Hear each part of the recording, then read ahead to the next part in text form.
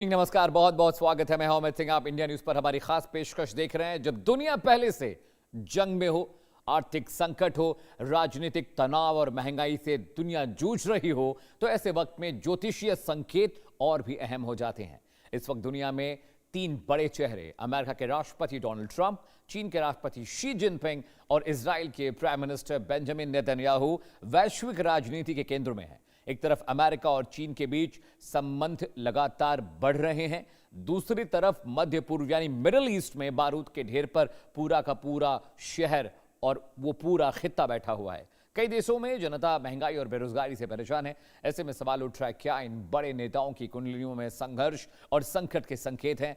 क्या ग्रहों की चाल दुनिया को किसी बड़े टकराव की ओर ले जा रही है? क्या आने वाले दिनों में युद्ध, आर्थिक मंदी और राजनीतिक अस्थिरता और बढ़ सकती है?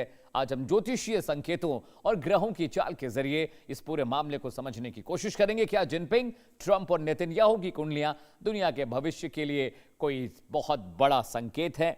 क्या खतरा बढ़ने जा रहा है? और इसे समझने, जानने और इस विश्लेषण में जाने के लिए दो खास मेहमान हमारे साथ मौजूद हैं स्टूडियो में। हर बार की तरह आचार्य शैलेश, जाने माने ज्योतिषी, आपका बहुत बहुत स्वागत है। आचार्य सीवी सिंह जी भी मेरे साथ हैं, जाने माने ज्योतिषी। आप दोनों का बहुत बहुत स्वागत है। सबसे पहले शैलेश जी, मैं आपके साथ शुरू करता हूं। तीन महान शख्सियतें जिनके बारे में आज हम डिस्कशन करने जा रहे हैं। डोनाल्ड ट्रंप, जो कि अमेरिका के राष्ट्रपति हैं, शी जिनपिंग, जो कि चीन के राष्ट्राध्यक्ष हैं, और प्राइम मिनिस्टर बेंजामिन नेतन्याहू, जो कि इजराइल का प्रतिनिधित्व कर रहे हैं। सबसे पहले डोनाल्ड ट्रंप की बात करते हैं। इनकी कुंडली क्या कहती है? क्या आने वाले वक्त में ये देश को, दुनिया को जितना टॉर्चर कर चुके हैं, क्या अभी और टॉर्चर करना बाकी है इनका, या शांति दिखाई दे रही है आपको?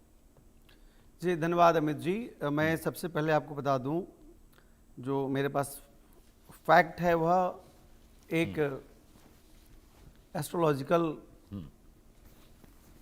साइट है, उस पर डोनाल्ड जे ट्रंप की कुंडली है, लेकिन मैं इसे पुख्ता तौर पर नहीं मानता। मैं न्यूमरोलॉजिकल कैलकुलेशन के आधार पर बताता हूं, उसके आधार पर बताऊंगा। और अभी के जो ग्रहों की स्थिति है, ग्रहों की प्लानिटरी पोजीशंस है, जैसे कुंभ राशि में अभी राहु हैं, सिंह राशि में केतु हैं।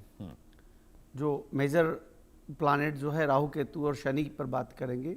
शनि अभी मीन राशि में है, मंगल अभी मेष राशि में है। तो ये जो चार ग्रह हैं, यह उथल पुथल पैदा करते हैं। इन चार ग्रहों का विशेष इम्पैक्ट होता है। अगर हम डोनाल्ड जे ट्रंप की न्यूमरोलॉजिकल कैलकुलेशन निकालें तो 14 जून 1946 का इनका जन्म है। 6 4 10 1 11 2 और 4 6 1 7 6 13 4 टोटल अंक जो आता है 4, जिसका स्वामी राहु है। इनका मूल अंक जो है वह 4 है, जिसका स्वामी राहु है, और जन्म अंक जो है वह 5 है, जिसका स्वामी बुध है। डोनाल्ड जे ट्रंप, अगर हम डोनाल्ड जे ट्रंप की बात करें तो अभी डोनाल्ड जे ट्रंप दुनिया को और परेशानी देंगे। अगले मैं आपको बताऊं अमित जी, अगले 15 दिन से 1 महीने के अंदर आप देखेंगे फिर से एक बहुत बड़ी तबाही ईरान के ऊपर टूटेगा। मुझे यह लड़ाई रुकता हुआ नहीं दिखता। 5 दिसंबर को, जैसा कि मैं आपको बता रहा हूं, राहु केतु परिवर्तित होंगे। ठीक उसी प्रकार बृहस्पति का परिवर्तन अभी मिथुन राशि से कर्क राशि में 2 जून को जाने वाला है। बृहस्पति जाएंगे कर्क राशि से मिथुन राशि में, मिथुन राशि से कर्क राशि में 2 जून को। तो निश्चित तौर पर आप देखेंगे यह युद्ध और बढ़ेगा। 2 जून के ऑनवर्ड यह लड़ाई बढ़ेगी, और हमें यह लड़ाई 5 दिसंबर तक रुकती हुई नहीं दिखती है। 5 दिसंबर पूरा साल जाएगा, जिसके कारण पूरी दुनिया में आर्थिक महामंदी आएगा, जिसमें कुछ एसेट्स जो है वह बहुत अप होंगे। तमाम कोशिशों के बावजूद हमारा रुपए कमज़ोर होगा। रुपए जो है वह अगले 2 महीने में 100 टच कर जाए या उसके क्रॉस कर जाए, यह कोई बड़ा आश्चर्य की बात नहीं है। और गोल्ड का भी रेट उसी तरह तूफान की तरह बढ़ेगा। जैसा मैं लंबे समय से भविष्यवाणी करते आ रहा हूँ कि साल 2026 के अंत तक, दीपावली तक 2 लाख क्रॉस करके 2.5 लाख तक आप देखते हैं सोना को प्रति 10 ग्राम। तो यह ग्रहों के कारण ही हो रहा है। डोनाल्ड जे ट्रम्प जो है आखिरी वार, बहुत बड़ा वार करेंगे ईरान के ऊपर 2 जून के बाद, और वह रुकने वाले नहीं हैं। अंततः ईरान जो है वह सरेंडर कर देगा और वहाँ सत्ता शासन में परिवर्तन हो जाएगा। ठीक उसी प्रकार हम व्लादिमीर पुतिन की बात करें तो व्लादिमीर पुतिन जो है वह भी एक बड़ा चोट करने जा रहे हैं। 7 अक्टूबर 1952 का जन्म है, 5 2 7 1 8 7 15 1 16 योग 7 आता है, जिसका स्वामी केतु है। मैं जो कैलकुलेशन देख रहा हूँ कि 5 दिसंबर से पहले और 2 जून के बाद ऐसी स्थिति उत्पन्न होगी कि यूक्रेन और रशिया की लड़ाई रुक जाएगी, पूरी तरह से रुक जाएगी और यूक्रेन पर रशिया का कब्जा हो जाएगा, ऐसा मुझे दिखता है। या यह बहुत बड़ा निर्णायक मोड़ लेगा जिसमें 2 में से कोई एक डिफीट होगा। मुझे ज्यादा चांस लगता है यूक्रेन के ऊपर रशिया का पूरी तरह से कब्जा। ठीक है, ओके, ठीक है, आगे बढ़ते हैं। मैं सेवी सिंह जी के पास भी चलता हूँ। सेवी जी, आपने देश के हिसाब से कैलकुलेशन की है, तो आचार्य शैलेश ने बता दिया कि ट्रम्प साहब अभी और उथल पुथल करने वाले हैं, अभी हाहाकार और मचाएगा ये शख्स, अभी इतनी जल्दी शांति से बैठने वाले नहीं है। मैं चाइना की भूमिका पर आपसे बात करना चाहता हूँ। चीन की कुंडली क्या कहती है? बिल्कुल, देखिए सबसे पहले अगर हम बात करते हैं कि इस साल के अंतर्गत हमने बहुत सारे उतार चढ़ाव जो हैं वो देख लिए हैं। ये रौद्र संवत बनकर आया है इस साल। देखिए हम जब हिंदी कैलेंडर से चलते हैं तो हर साल हर संवत जो है वो अपना कुछ कैरेक्टर ट्रेट्स जो है वो दिखाता है। इस साल के मंत्री मंगल हैं, गुरु जो है वो राजा की उपाधि पर आए हैं लेकिन अतिचारी होकर। और इस साल के अंतर्गत जो है आप देखेंगे कि 2 सूर्य ग्रहण 2 चंद्र ग्रहण जो है वो पड़ेंगे भारत में, जिसमें से सिर्फ 1 चंद्र ग्रहण जो है जो निकल चुका है, जो कि 2 और 3 मार्च के अंतर्गत पड़ा था, वो दिखा था। लेकिन इसके अतिरिक्त जो बाकी ग्रहण की स्थितियां वो भारत पे नहीं दिखने वाली हैं। कहीं ना कहीं जब ग्रहण की परिस्थितियां या स्थितियां बनती हैं तो उसका मानसिक तनाव और लोगों की डिसीजन मेकिंग की पावर, क्योंकि सूर्य सत्ता में बैठे हुए लोग हैं। आप देखिए कि सबसे ज्यादा वॉर की स्थिति में इस समय कौन से देश जो हैं वो झुलस रहे हैं। मिडिल ईस्ट का हिस्सा, यूरोप का भाग भी अब इसमें शामिल होने लगेगा। साथ के साथ अगर हम बात करते हैं तो रशिया, यूक्रेन, इजराइल, ईरान, ये सभी देश जो हैं, यहाँ पर जो चंद्र ग्रहण और सूर्य ग्रहण निकले थे वो विजिबल थे। और आने वाले चंद्र ग्रहण और सूर्य ग्रहण जो कि 12 अगस्त को सूर्य ग्रहण पड़ेगा और 27 से 28 अगस्त के बीच में फिर से चंद्र ग्रहण जो है वो पड़ेगा, और ये इन सभी भागों में विजिबल होने वाले हैं। तो जैसे अभी आचार्य जी ने कहा कि ये जो स्थितियां हैं ये और गंभीर और बुरी जो हैं आपको होती हुई नजर आएगी। दूसरी चीज ये है कि अगर हम यहाँ पे बात करते हैं जुलाई ऑनवर्ड्स, शनि देव जो है वो वक्रीय हो जाएंगे 26 जुलाई से, और साथ के साथ में अगर हम देखते हैं कि 14 नवंबर तक शनि जो है वो वक्रीय रहने वाले हैं। शनि और मंगल की D9 जो कि चार्ट पुष्टि करता है कि क्या होने वाला है, वहां पर इनका षडाष्टक योग बन रहा है, और शनि और मंगल दोनों ही विस्फोटक ग्रह माने गए हैं।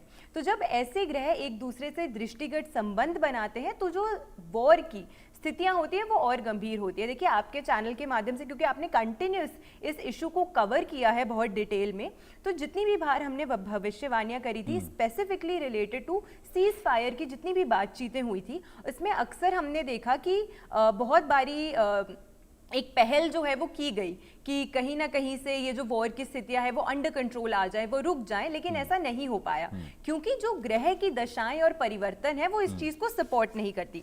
अब चाइना की अगर हम बात करते हैं तो जनवरी ऑनवर्ड्स, जनवरी से ही इनके जो इंटरनेशनल रिलेशंस थे वो कहीं ना कहीं असमंजस में आते हुए आपको नजर आएंगे। दूसरी चीज यहाँ पर आप देखेंगे कि चाइना इंटरनली भी एक वॉर के लिए प्रिपेयर कर रहा है, क्योंकि चाइना के जो नेबरिंग कंट्रीज हैं, चाइना के जो पड़ोसी देश हैं, उनके साथ भी इस समय के दौरान उनकी जो स्थितियां हैं वो अच्छी नहीं है। चाइना और अमेरिका कभी भी they have never sailed in the same ship, लेकिन आज वो एक साथ आके खड़े हो रहे हैं क्योंकि दोनों के ही मन में, दोनों के ही अंदरूनी अगर हम बात करते हैं तो उन्हें पता है कि स्टैंड अलोन अभी वॉर करना किसी भी कंट्री के लिए पॉसिबल नहीं है। और यहाँ पे ये जो राजनीति और रणनीति का अपना रहे हैं, देखिए अगर हम अमेरिका की बात करते हैं तो अमेरिका हमेशा एक ऐसा देश रहा है जो उनकी कुंडली से दिखाता है कि वो हमेशा सिर्फ अपने बारे में सोचता है कि मेक अमेरिका ग्रेट अगेन। ये एक ही चीज है जिससे हमेशा ट्रंप जी जो है जिस चीज को वो लेके आगे बढ़ रहे हैं। इस साल अमेरिका की अगर हम बात करते हैं तो उनकी जो टोटल बनता है वहां पे 3 अंक, बृहस्पति का अंक जो कि एक्सपेंशन का कारक ग्रह माना गया है। तो एक्सपेंशन यानी कि वो अपने देश में यूनाइटेड स्टेट्स में और नेशंस जो हैं वो उन्हें इंक्लूड करना चाहते हैं, उसका हिस्सा बनाना चाहते हैं, अपना वर्चस्व और देशों पर जो है वो डालना चाहते हैं, जिसकी वजह से ये पहल जो उनकी पूरे समय तक रही है इस साल की शुरुआत से ही, इनफैक्ट जब से फिर से कुर्सी पर डोनाल्ड ट्रंप आए हैं उनके सारे निर्णय, उनके सारे फैसले जो हैं वो इसी प्रकार के रहे हैं। अगर हम आगे भी देखते हैं, अगर हम चाइना की भी बात करते हैं, उनकी मकर लग्न की कुंडली बनती है। चाइना इस समय के दौरान बड़ी प्राकृतिक आपदाओं के घेरे में आता हुआ नजर आता है, जिससे कहीं ना कहीं फिर से आप देखेंगे कि इस वर्ष के दौरान उनकी जो अपनी कुंडली है वो बहुत ज़्यादा मजबूत नहीं है। साल के अंत तक ये जो समय रहने वाला है इनके लिए थोड़ा सा डिफिकल्ट रह सकता है। और चाइना और रशिया जो कि एक अलायंस में या एक साथ काम करने के प्रति कहीं ना कहीं हमें दिख रहे थे कि आगे बढ़ रहे हैं, उनके रिश्तों में भी तनाव आता हुआ मुझे नजर आता है। और चाइना इस समय के दौरान भारत के प्रति भी कुछ कूटनीतियां जो हैं वो प्लान कर रहा है इंटरनली। तो हम भी भारतीय भी जो हैं या इंडिया एज अ कंट्री जो है वो कंप्लीटली चाइना की पॉलिसीज पे या वो जो चीज़ बोल रहे हैं उन पे हमें बिलीव जो है वो नहीं करना चाहिए। इसका रीज़न ये है कि इनकी कुंडली में अगर हम अष्टम भाव को देखते हैं चाइना की कुंडली में, और इनका जो D9 चार्ट है वो इस चीज़ की पुष्टि करता है कि चाइना बोलता कुछ है करता कुछ और है। और इनकी हमेशा से यही एक नीति रहती है कि ये हर किसी के सॉफ्ट स्पॉट को एक्सप्लॉइट करते हैं, जो इन्होंने पाकिस्तान के साथ बहुत लंबे समय तक किया है कि उनके सॉफ्ट स्पॉट को एक्सप्लॉइट करते हैं। और उसके बाद में जब इन्हें लगता है कि ये सही मौका है कि इस समय हम देश को तोड़ सकते हैं आर्थिक रूप से या किसी न किसी प्रकार से इन्हें हानि पहुंचा सकते हैं, तो उसको यूज करने के लिए या उसका मिस यूज करने के लिए चाइना कभी भी पीछे नहीं हटेगा। तो इस वजह से अगर हम अभी भी देखते हैं कि देश भर की जो परिस्थितियां हैं उसमें अभी आपको गंभीर परिवर्तन देखने को मिलेंगे, चाहे वो राजनीतिक तौर पर हो, चाहे वो प्राकृतिक आपदाओं के तौर पर हो, और या वो अगर हम बात करते हैं कि फाइनेंशियल क्राइसिस। इस साल के अंतर्गत जो बड़े देश हैं जिनकी आज हम पावर की डिस्कशन कर रहे हैं या जिन बड़े लीडर्स की हम डिस्कशन कर रहे हैं, उनके लिए विशेष करके ये जो समय है उनकी कुंडलियों के अनुसार बहुत फेवरेबल नहीं है। रशिया के लिए भी ये समय जो है ये अच्छा नहीं है। एंड ऑफ द ईयर तक रशिया के लिए सिचुएशंस बहुत नाजुक है, but end of the year के बाद यानी कि 2027 के बाद रशिया का जो पीरियड शुरू हो रहा है, जो समय शुरू हो रहा है, वो उनके लिए फेवरेबल है। जैसा आचार्य जी ने बोला कि कहीं ना कहीं आप देखेंगे कि यूक्रेन पर फिर से उनका जो वर्चस्व है वो बढ़ता हुआ नजर आएगा। वैसे भी रशिया जो एक पावरफुल डोमिनेटिंग कंट्री है, लेकिन इस समय के दौरान उनकी ग्रह दशाओं की वजह से वो बहुत सटीक निर्णय नहीं ले पा रहे हैं। और ये एंड ऑफ द ईयर तक आपको देखने को मिलेगा, क्योंकि बाकी देशों के साथ भी उनके रिलेशनशिप्स जो हैं वो थोड़े से खटास में आ सकते हैं या तनाव में आ सकते हैं। But 27 will be a comparatively better year for Russia. Okay, Acharya Shailesh, मैं आपके पास आ रहा हूँ। अब आपने ट्रंप की कुंडली देख ली, आपने अभी पुतिन के बारे में भी बताया।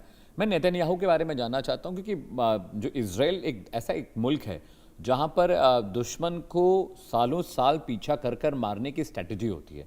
वो अपने दुश्मन को